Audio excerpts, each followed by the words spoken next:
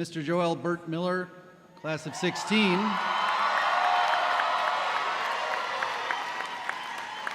Now Bachelor of Science, will deliver the undergraduate student address.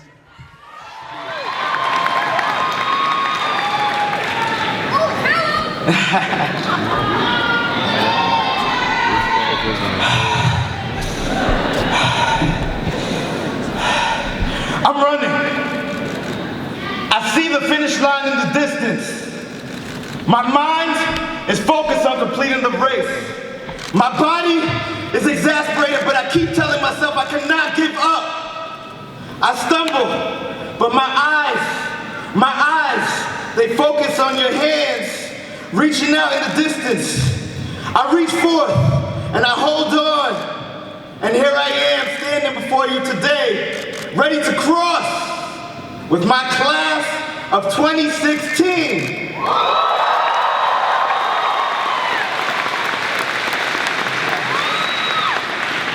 Good morning, Interim President Lynch, Interim Provost Epstein, members of the Board of Trustees, our honorary degree recipients, beloved faculty, staff, alumni, Posse Scholars, special shout out to Science Posse 5, parents, family, friends, Fort Hall 2015, and of course, the graduating class of 2016. Make some noise.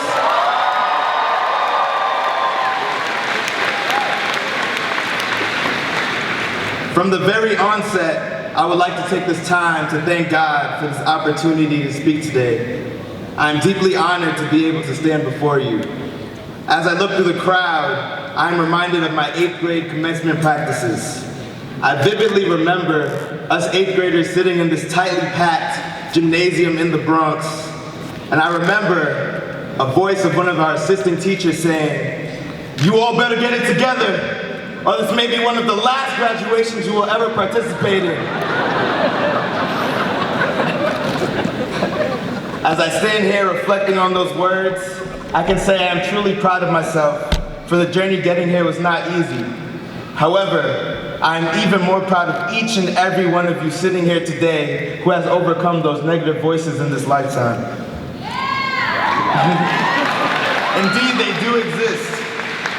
Amidst such voices, however, the great poet Langston Hughes reminds us to hold fast to our dreams, for if dreams die, life is a broken-winged bird that cannot fly. He tells us to hold fast to our dreams, for if dreams go, life is a barren field, frozen with snow. And in all honesty, my dreams are scary. When I was growing up, my mother would always push me and my brothers to dream bigger. And shout out to my mom. Hi, Mom. Hey, family. I love you guys. She would often say in her Jamaican patois, "All right, Joe, you can do it. You have to dream big, you know." Which translates into something like, if your dreams don't scare you, they aren't big enough. That's how I took it. I grew up in a community where graduation rates were decreasing while incarceration rates were increasing. I grew up in a community where everyone settled with just the bare minimum. As I started to realize the realities of my environment, I began to dream bigger. At Brandeis, I saw an avenue where I would be able to gain skills that I could use to bring change, not only to my local community, but to many communities throughout the world. By giving me opportunities like mentoring teens in the Prospect Hill community of Waltham through the Waltham Group, assisting in the running of a medical clinic in El Higuerito, Honduras, through the Global Medical Brigades, Brandeis has provided me the chance to push past boundaries within myself as I push past geographic borders. Yes, there are times when I do not know what my next steps will be. And yes, I do get afraid. But if there's one thing I've learned, it is that true courage does not mean that fear does not exist, but in fact, true courage means recognizing that existing fear and then overcoming it. In one conversation with a fellow member of the class of 2016, we spoke about this ongoing storybook we are all authoring called Life. From the moment we were introduced to this world, our pens and pencils have been moving fervently against the page, taking our first steps, having our last baby teeth fall out, moving as a child from an apartment to a house, learning to ride a bike, graduating from our middle schools, having my tonsils removed, playing backyard basketball, visiting relatives in Jamaica, big up to my Jamaicans and Caribbean people, attending our high school proms, debuting in my first performance, and the list continues. As we spoke, we also reminisced on this current chapter, Brandeis. Move-in day 2012, orientation, North and Marcel Quad. This is our house, our first days on campus, our first days of class, our first birthdays on campus, break the fast, library parties, living in Rosie, the village, athletic events, free food, free t-shirts, Spring Fest, Fall Fest, Mod Fest, Mod Cat, study abroad, the Campus Center team, Culture Rex, Mela, Night for Africa, the BSO Ball, the last day of classes, senior week, the good times, the bad times, the unforgettable memories. As we reflected on this closing chapter of this novel of life, we were greeted with the idea that there are so many blank pages left to be filled. As I look to the future, I have no doubt that we can overcome our fears and achieve the dreams we have set for ourselves. My dream is to one day become a practicing physician working in underserved communities throughout the world. And I will be continuing with this dream as a Fulbright scholar leaving for India next month.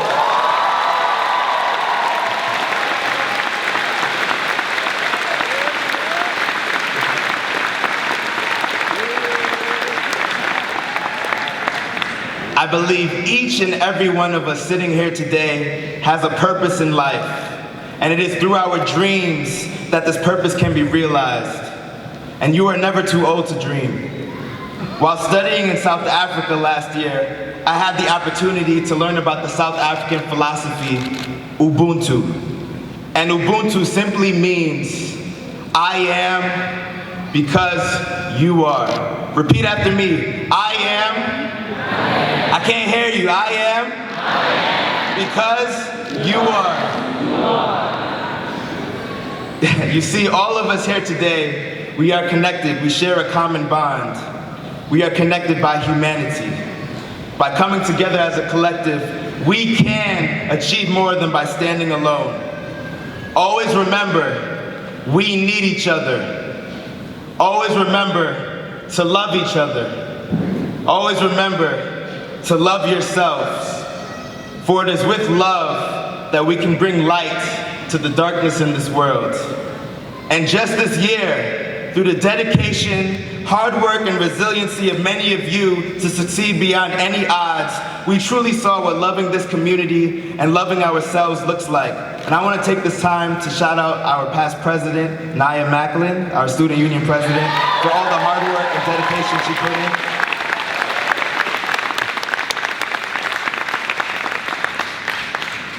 We loved as we challenged oppressive systems and remained critical of our own progression as a university. We loved as we fought to adhere to our own mantra, which is truth even unto its innermost parts. We loved as we centered Black lives and starred Black womanhood, and it was so fitting that we walked in the processional to Beyonce's Freedom. Freedom, freedom, I can't more. Freedom, freedom, where are you? We need you. And through the 2015 movement, I would like to give a special thanks because if there's one thing I've learned this year, it is that it is our duty to fight for freedom. It is our duty to win. We must love and support one another. And you know what else? I see y'all back there, special shout out. We have nothing to lose but our chains.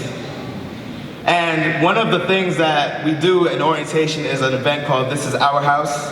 And this year, we envision this house to not only be our house, but our home. A home not only for us today, but for also future generations to come.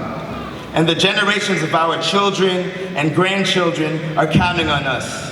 I have a mentee back home in the Bronx who couldn't make it here today. I started mentoring him in middle school, and I just want to give a special shout out to Levon. I know he's watching. And he called me this morning saying, Joel, I'm so proud of you. You're going to give a great speech. And so, Levon, this speech is for you. And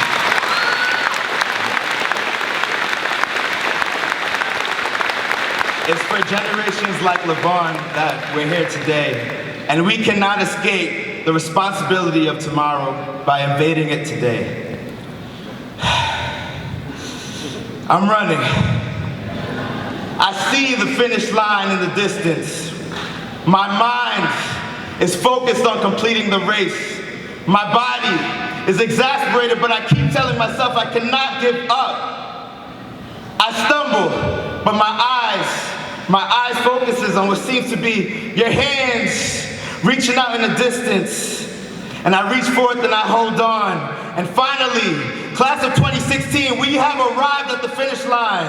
Congratulations, class of 2016, we have arrived.